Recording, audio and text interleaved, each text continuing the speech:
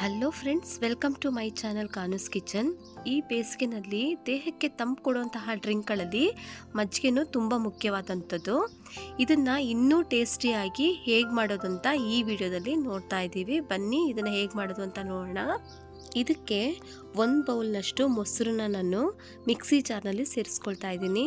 ಇದು ಮನೆಯಲ್ಲೇ ಮಾಡಿರುವಂತಹ ಮೊಸರು ಫ್ರೆಂಡ್ಸ್. ಇದ್ರ ಜೊತೆ 1 ಹಸಿಮೆಣಸಿನಕಾಯಿನ ಸೇರಿಸ್ಕೊಳ್ಳೋಣ.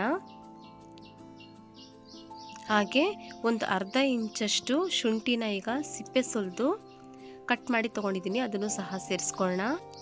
ಒಂದು ಅರ್ಧ ಟೀ ಸ್ಪೂನಷ್ಟು ಜೀರಿಗೆ ಪುಡಿ, ಸ್ವಲ್ಪ ಕೊತ್ತಂಬರಿ ಸೊಪ್ಪು, 4ರಿಂದ 5 ಕರಿಬೇವಿನ ಸೊಪ್ಪು, ಹಾಗೆ ಒಂದು ಚಿಟಿಕೆಯಷ್ಟು ಹಿಂಗು, ರುಚಿಗೆ ತಕ್ಕಷ್ಟು ಉಪ್ಪು. ನಿಮ್ಗೆ ಎಷ್ಟು ಬೇಕೋ ಉಪ್ಪು ಅಷ್ಟು ಸೇರಿಸ್ಕೊಳ್ಳಿ. ನಾನು ಒಂದು ಅರ್ಧ ಸ್ಪೂನಷ್ಟು ಸೇರಿಸ್ಕೊಳ್ತಾ ಇದ್ದೀನಿ. ಇದ್ರ ಜೊತೆ ಒಂದು ಅರ್ಧ ಲೋಟದಷ್ಟು ಕೋಲ್ಡ್ ಆಗಿರುವಂತಹ ನೀರನ್ನ ಸೇರಿಸ್ಕೊಂಡು ಇದನ್ನು ಚೆನ್ನಾಗಿ ನೈಸಾಗಿ ರುಬ್ಕೊಂಡು ಬರೋಣ.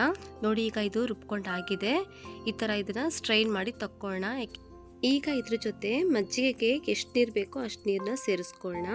ನಾನು ಒಂದು 2 ಲೋಟದಷ್ಟು ತಣ್ಣಗಿರುವಂತಹ ನೀರನ್ನ ಸೇರಿಸ್ಕೊಳ್ತಾ ಇದ್ದೀನಿ. ನೋಡಿ ಫ್ರೆಂಡ್ಸ್, ಅಷ್ಟೇ ನಮ್ಮ ಮಸಾಲ ಮಜ್ಜಿಗೆ ರೆಡಿಯಾಗಿದೆ. ಗಾರ್ನಿಷಿಂಗೋಸ್ಕರ ಸ್ವಲ್ಪ ಕೊತ್ತಂಬರಿ ಸೊಪ್ಪನ್ನ ಈ ಥರ ಪುಡಿ ಪುಡಿಯಾಗಿ ಕಟ್ ಮಾಡಿ ಸೇರಿಸ್ಕೊಳ್ತಾ ಇದ್ದೀನಿ. ಅಷ್ಟೇ ಫ್ರೆಂಡ್ಸ್, ಇದನ್ನು ಸರ್ವ್ ಮಾಡ್ಕೊಳ್ಳೋಣ. ಈ ಥರ ಮಣ್ಣಿನ ಲೋಟದಲ್ಲಿ ಸರ್ವ್ ಮಾಡಿದ್ರೆ ಇನ್ನೂ ಇದು ಟೇಸ್ಟಿಯಾಗಿರುತ್ತೆ, ನೋಡ್ಲಿಕ್ಕೂ ಚೆನ್ನಾಗಿರುತ್ತೆ. ಓಕೆ ಫ್ರೆಂಡ್ಸ್, ತುಂಬ ಟೇಸ್ಟಿಯಾಗಿರುವಂತಹ ಮಸಾಲ ಮಜ್ಜಿಗೆ ಈಗ ರೆಡಿಯಾಗಿದೆ. ನೀವು ಸಹ ಇದನ್ನು ಟ್ರೈ ಮಾಡಿ. ಹೇಗೆ ಬಂತು ಅಂತ ಕಮೆಂಟ್ ಸೆಕ್ಷನಲ್ಲಿ ತಿಳಿಸಿ.